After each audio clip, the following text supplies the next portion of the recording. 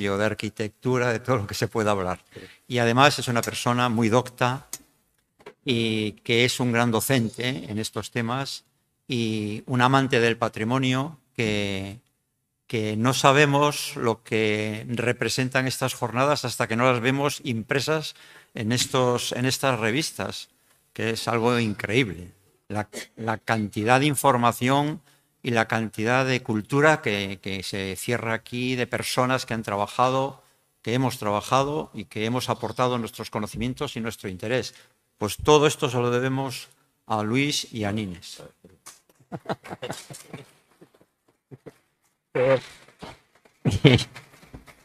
Y a continuación va a disertar sobre un tema que le encanta, que es cuando Bilbao desembarca en Madrid. Antes que nada, me has puesto nervioso casi. Bueno.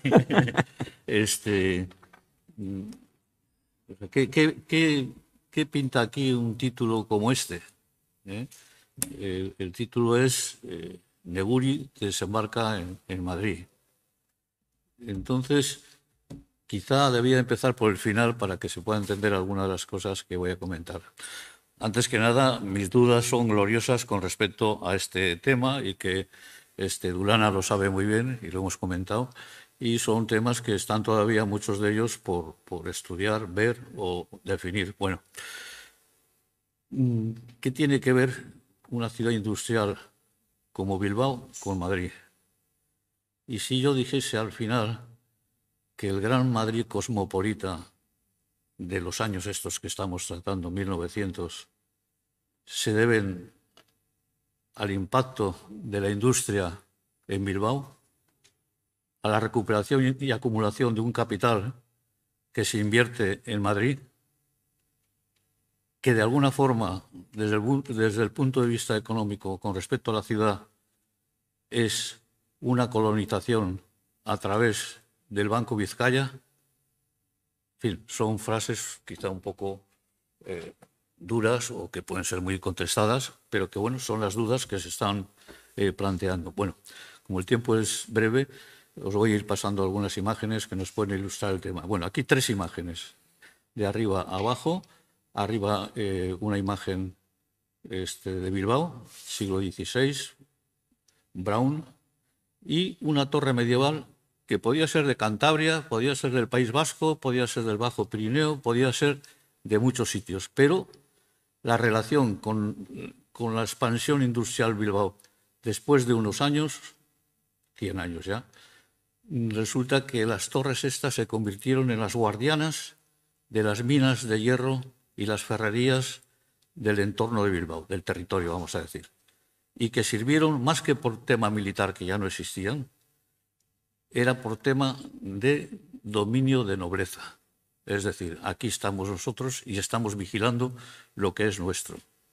Los antiguos nobles de la época medieval.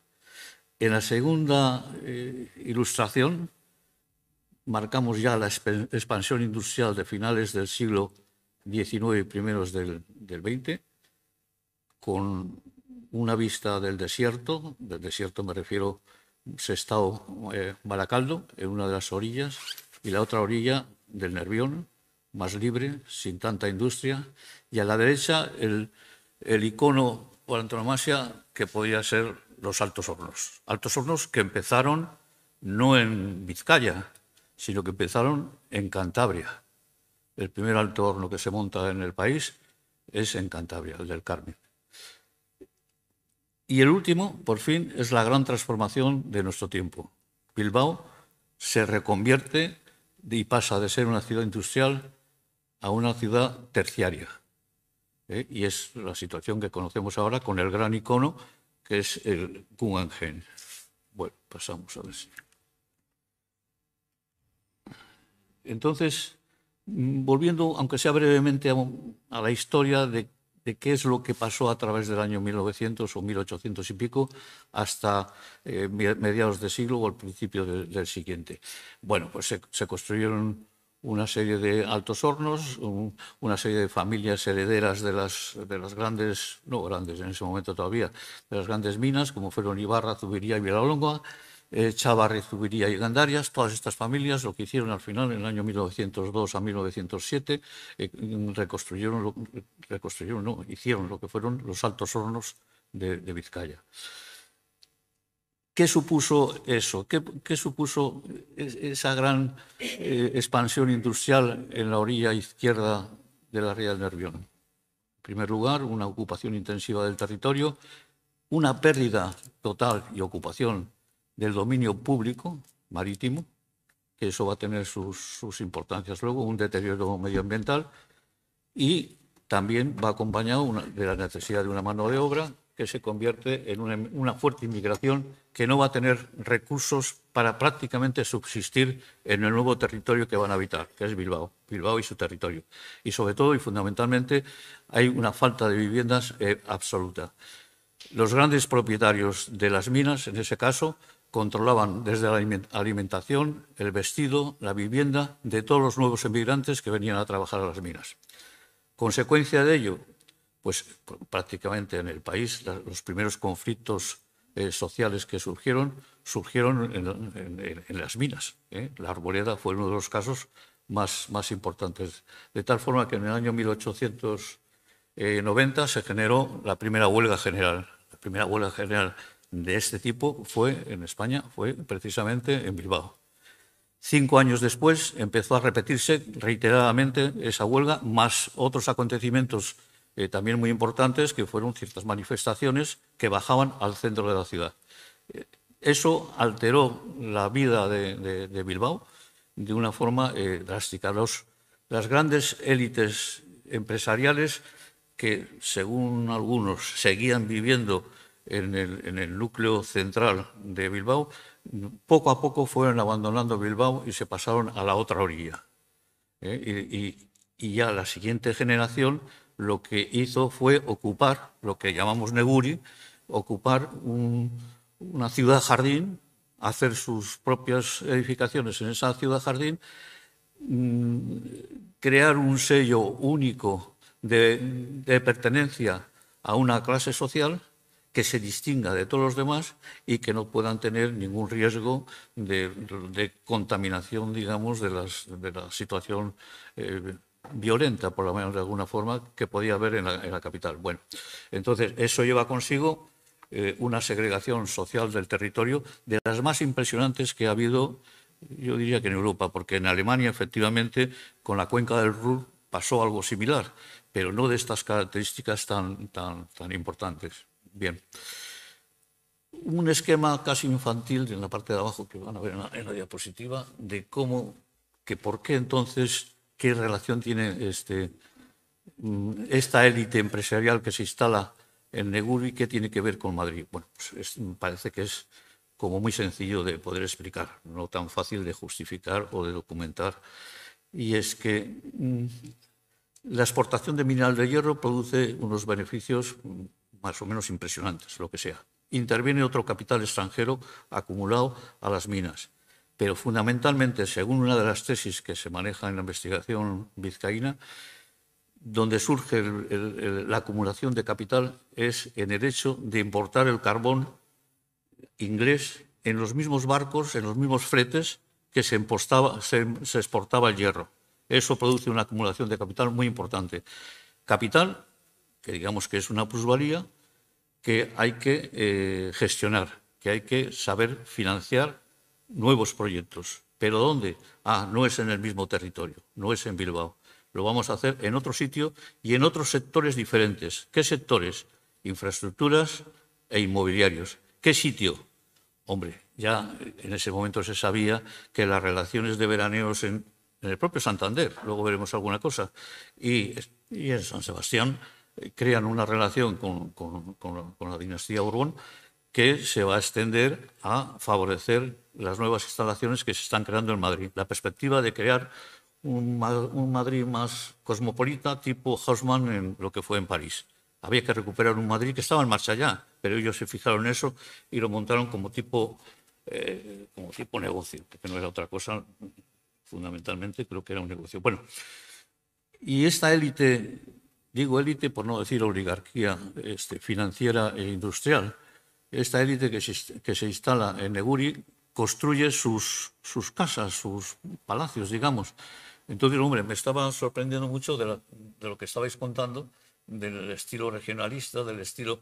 verdaderamente me estaba hasta preocupando. Digo, oye, ¿qué es lo que tengo yo aquí delante? Que si es lo mismo. Bueno, es lo mismo con matices.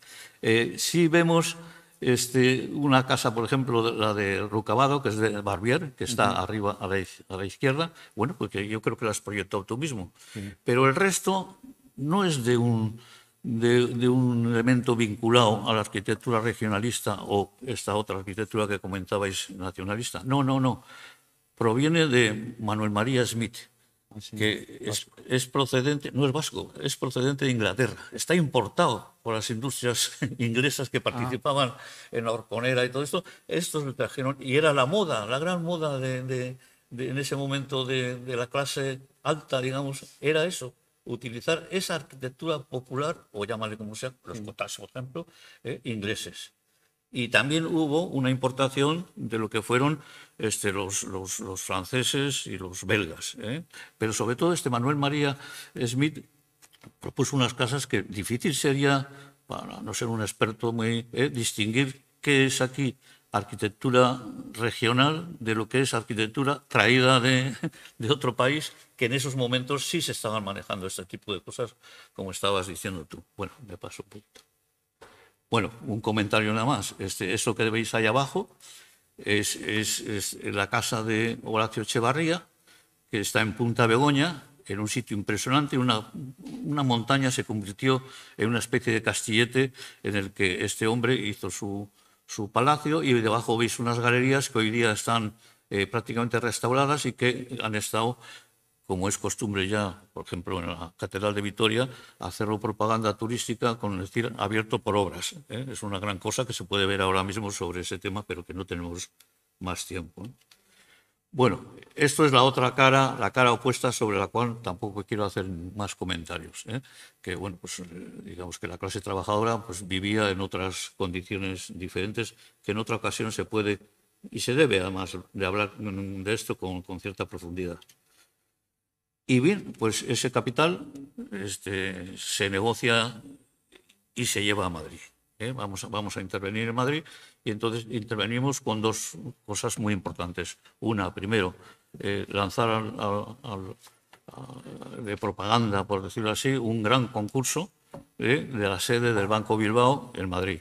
Concurso que gana Bastida, y que es el resultado el que vemos aquí. Tampoco quiero extenderme un poco ni en estilos, ni en... Sí, un comentario, que es que esta élite, este capital financiero canalizado fundamentalmente, aunque no era por el Banco de Bilbao, sino por el Banco de Vizcaya, que eran diferentes en ese momento, como sabéis, iba a ser protagonizado por una élite, vamos a decir, profesional, de arquitectos, ingenieros, ilustrados abogados, antiguos alcaldes, que forman un cuerpo muy importante en Madrid, y que son de origen vasco. Y eso va a ser una plataforma fundamental. Cuando digo yo que Bilbao desembarcó en Madrid, y Javier Durana, me refiero a no solamente Bilbao, es que fue fundamentalmente también San Sebastián, y fueron otros sitios, sino que la plataforma, la gran plataforma, fue el nivel, la estructura técnica que había en Madrid. Estaba la Escuela de Arquitectura, y los arquitectos pues eran los que funcionaban en los ayuntamientos, y en obras públicas eran los ingenieros de caminos, y todo eso favorecía esta introducción en Madrid. ¿Por qué? Hombre, porque en ese planteamiento tan favorable, y el rey también tenía otros, que lo contaremos en otro momento quizá, tenía otros requisitos muy buenos para este tipo de intervención. Existía en Madrid la plataforma ideal para hacer una intervención de este tipo. ¿Pero qué tipo? Es que en Madrid se estaba planteando ya llegar al nivel de Nueva York, que se hicieron viajes a Nueva York de los técnicos del ayuntamiento, y generar o hacer el metro. El metro fue una de las operaciones más importantes de Madrid. En España no había, por supuesto, y en muy pocas ciudades existía el metro para poderlo visitar. Y estos propusieron hacer el metro. Pero es que no solamente el metro, sino que, entre otras cosas, crearon una gran sociedad en la que lograron meter al rey, por esas razones que en otro momento podemos contar, y generar una infraestructura con el Banco de Vizcaya, en el cual estaba Enrique Ocharán, que Enrique Ocharán era de aquí, de Cantabria. De Casturdiales. De Casturdiales, exactamente, que su padre era precisamente un artista muy venerado como fotógrafo, que fue de los primeros fotógrafos que existieron y tenía una obra excelente, pero sobre todo que era dueño de las minas de Casturdiales. Y ese era el enganche. Tan es así que tanto el hijo como el padre reivindicaron que Casturdiales era del País Vasco. Y tienen varios manifiestos en ese sentido. Bueno, estos son comentarios un poco laterales. Oye, contrólame un poco el tiempo, que si no yo me puedo ir. Bueno, hemos visto Banco Bilbao, sin mayor comentario. Banco Vizcaya. Bien, aquí sí diremos que los arquitectos que trabajaron esto, al lado de lo que vamos a ver de la Gran Vía, ya estamos en una de las operaciones más importantes, metro, Gran Vía y urbanizaciones. Y además muy interconectado todo.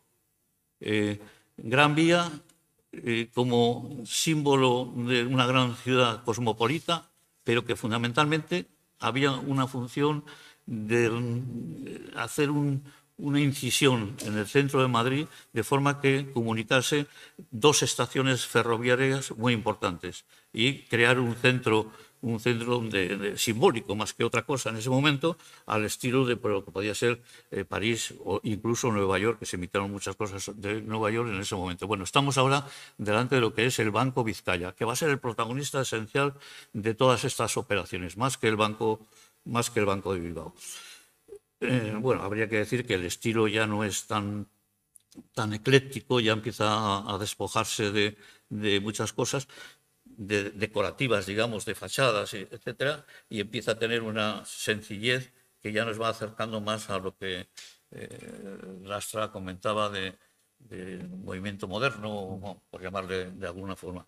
Es importante, ahora hemos visto antes lo de Neguri, saldrá en otro momento, que quienes utilizaron la industria como elemento de enriquecimiento y de progreso también, y por lo tanto tuvieron un encontronazo con el mundo rural impresionante, territorios que se devastaron, fijaros lo de la Riga que he enseñado, devastaron esos territorios, resulta que eran los defensores por ultranza de la arquitectura tradicional.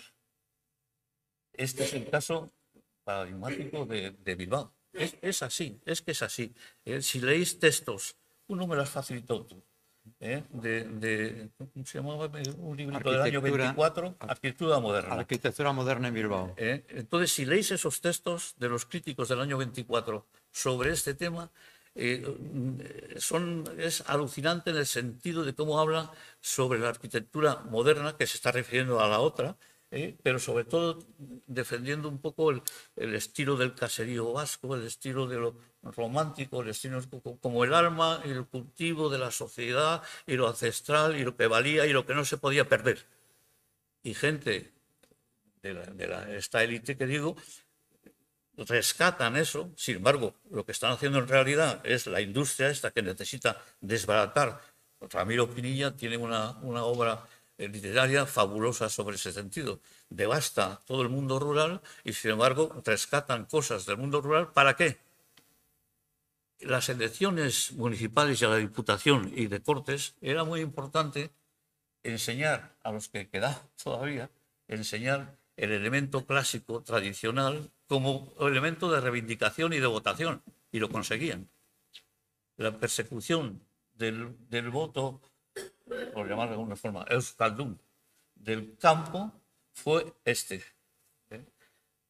También habría que decir que entre los emigrantes de muchas regiones que fueron a Sestao, fueron a Baracaldo, desde Galicia hasta, bueno, tú sabes, muchos o bastantes eran del propio territorio, desarraigados de su tierra de cultivo antigua, no sé qué, sus familias, todo eso, a quienes les reivindicaban sus valores tradicionales y les ponían en favor de votar a, pues qué te digo yo, de Neguri hubo no sé cuántos alcaldes de Santander, y de Neguri, digo de Santander, perdón, de Bilbao, y de Neguri cuántos fueron de la Diputación, Horacio Echevarrieta y Sota, por ejemplo, que son dos elementos muy diferentes dentro de esta élite, eran elegidos por este camino. Bueno, me estoy liando demasiado. La Gran Vía. El segundo tramo de la Gran Vía se le fue adjudicado a quien estaba hablando, Horacio Echevarría, un personaje de película en el sentido de un hombre de un poderío económico impresionante que pudo entrar aquí.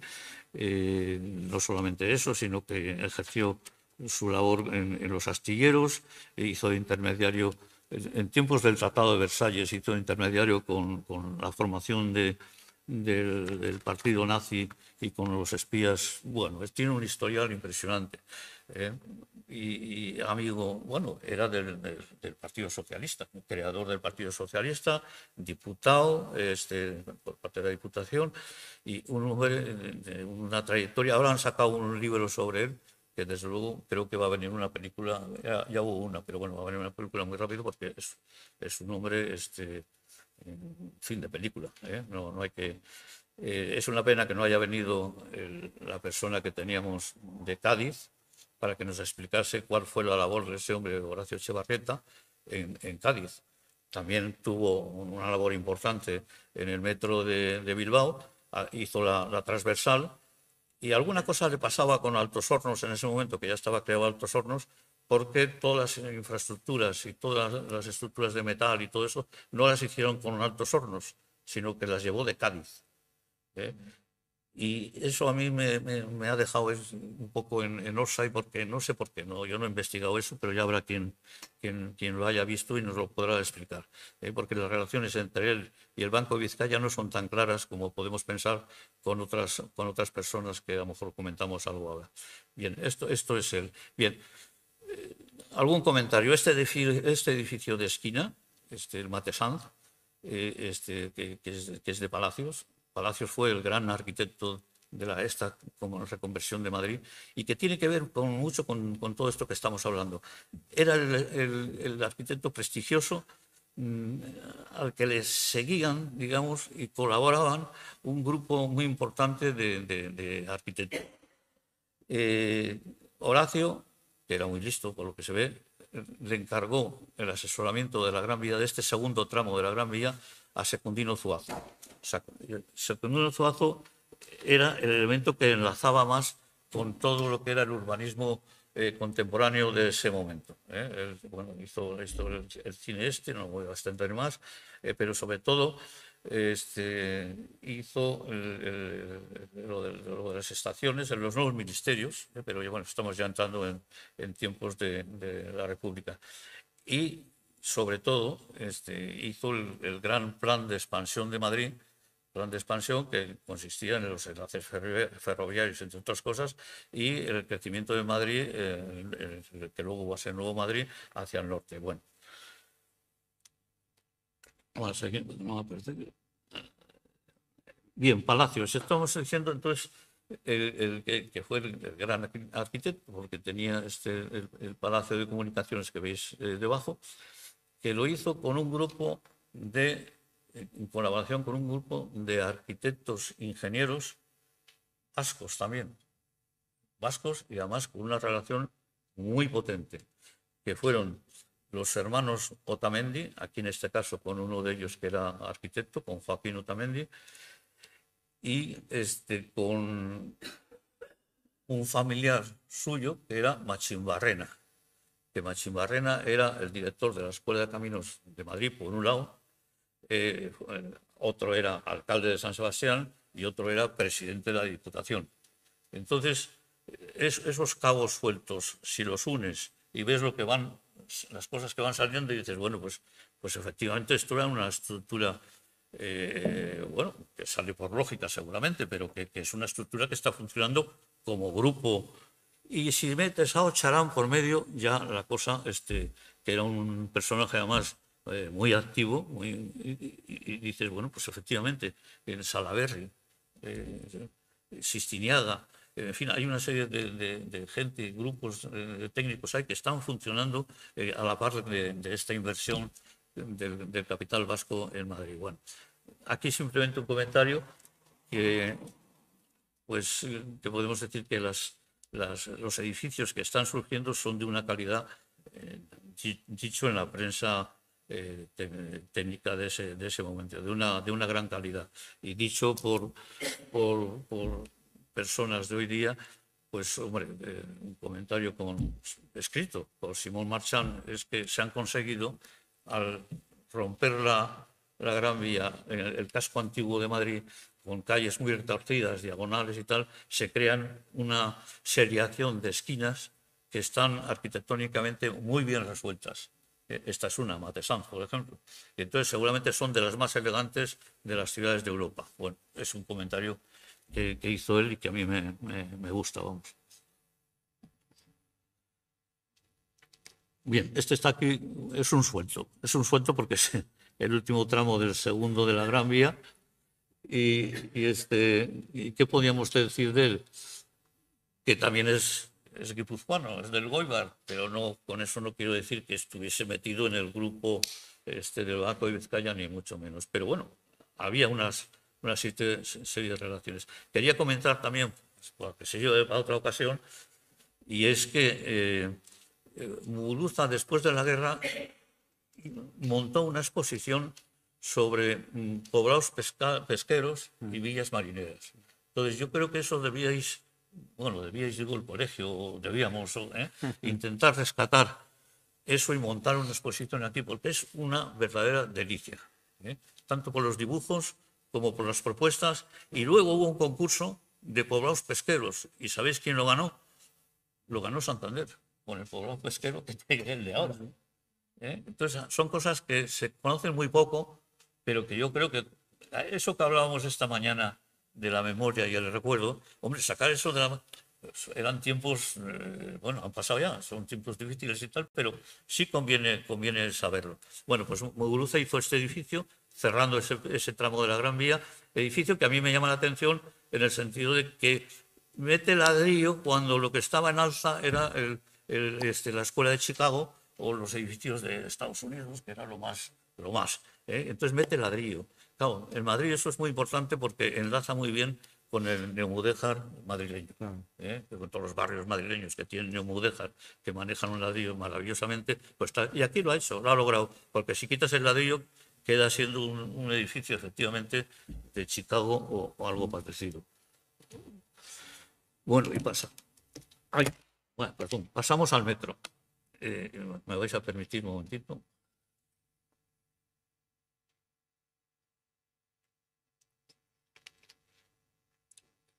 Esto es un dibujo precioso de la propia publicación de los Otamendi.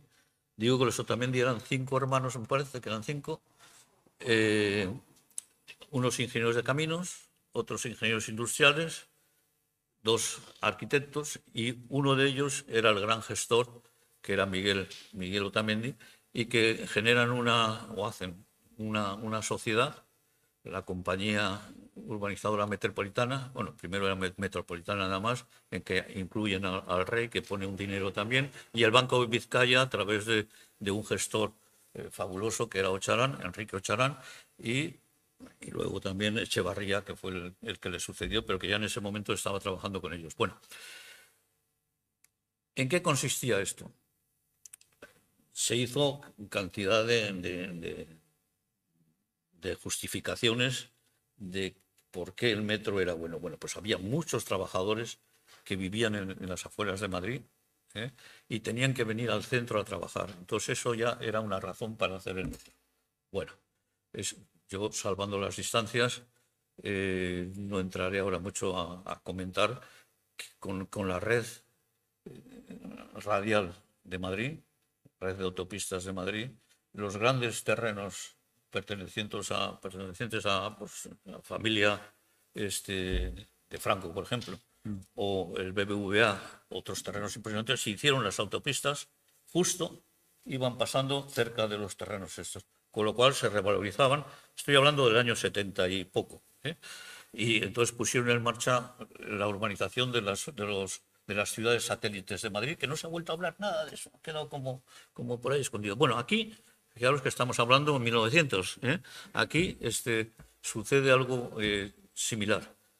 Estos consiguen la concesión del metro, pero una vez que han conseguido con esa compañía la concesión del metro, compran los terrenos que va a regar ese metro.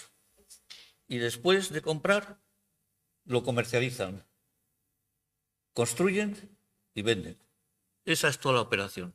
Hombre, no he traído aquí los titulares que ellos hacen en la propaganda de que vivían en esos terrenos gente miserable, de malas conductas, de latrocinios, no sé qué, no sé cuántos, y que han quedado, esto es frase literal, enterrados 10 metros bajo tierra. Digo, joder, esto es una cosa, 10 frases de ese calibre, ¿no? Bueno, lo podéis... Tenéis la revista, que esa revista es también para comprar, o sea que no os preocupéis, se puede comprar tranquilamente y vienen estos temas a mayor detalle, ¿no? Bueno, pues efectivamente, y se hace el metro, pero con una salvedad también para los que sois más estudiosos del urbanismo, y es que en ese momento también había una propuesta del, no sé cómo llamarle, del idealismo del urbanismo, que era Arturo Soria.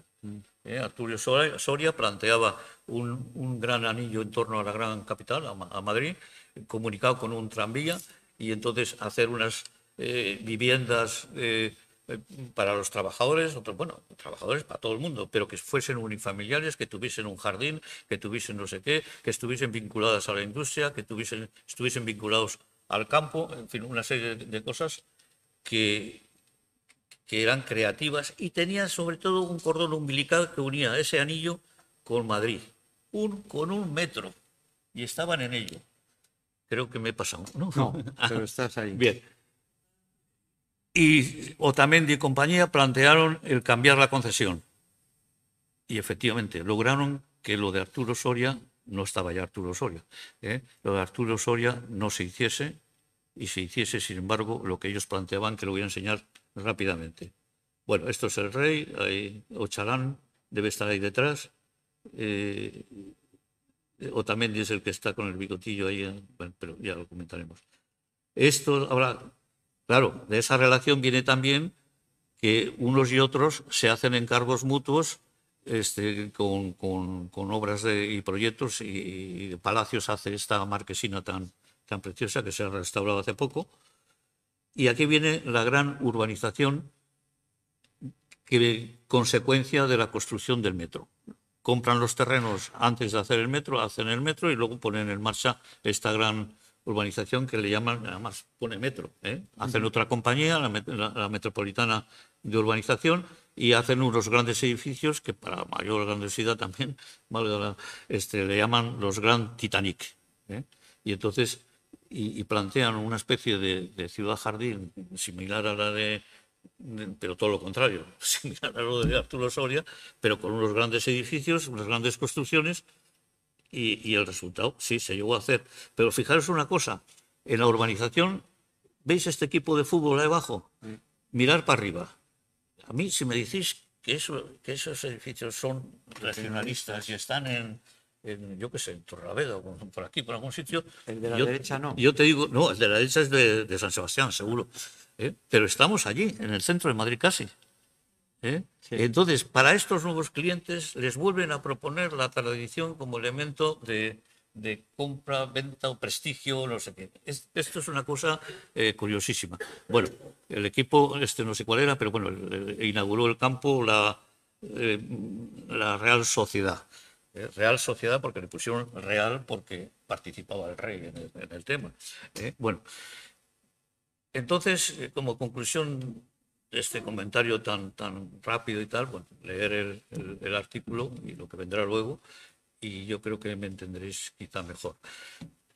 Fue que Madrid también se convirtió en un centro popular, centros de restaurantes, de teatros.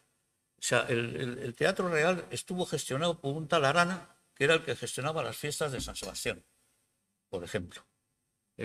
Los frontones, me parece que hubo, no sé si fueron 12 frontones, Inés, pero bueno, hubo un número de frontones impresionante. Y el juego de la pelota vasca fue de una afición impresionante que se extendió además por en Segovia. Empezaron a aparecer trinquetes, que eran una modalidad del... Bueno, en fin, empezó a calar dentro de la población de la ciudadanía madrileña como una especie de cultivo vasco, derivado también de que el rey protagonizó el nacimiento de los deportes populares en San Sebastián y aquí, en Santander. No fue una cosa que hubiese una tradición antes que ellos, no. Eso lo fomentaron muchos de ellos. Bueno, pues aquí en Madrid se trasladó y fue también popular en ese sentido, incluso fiestas, y político en el sentido más hondo de la palabra. Cuando hay, no sé si viene ahí, viene Orcompón. ¿Qué era eso de Orcompón? Orcompón era un restaurante típico vasco con varios niveles, y mientras en uno de los niveles se tenía la costumbre de chiquitear y cantar y todo eso, en el otro nivel estaban el maestro Tellería, que era un músico guipuzcoano, y le estaba poniendo la música a José Antonio Primo de Rivera para el himno de la Falange. Y allí estuvieron todos los poetas e intelectuales del momento, que estaban preparando ya otra cosa, y estaban preparando precisamente, con ese himno se hizo allí, según todos los datos que podemos disponer. Bueno, total, que definiendo un poco este conjunto, pues está en bandeja un estudio más profundo y mejor organizado que lo que yo he podido hacer sobre una palabra que seguramente cuando lo cuente en Bilbao alguna pedrada me puede caer, el colonialismo vasco en Madrid. Pero si lo digo en Madrid me va a pasar la contraria. O sea que, pero que o por lo menos hay datos suficientes para pensar que eso es verdad. Y espero que sobre todo dos personas que hay aquí, de Donosti y de Bilbao, me sepan disculpar si alguna cosa no he sido excesivamente correcto. Muchas gracias.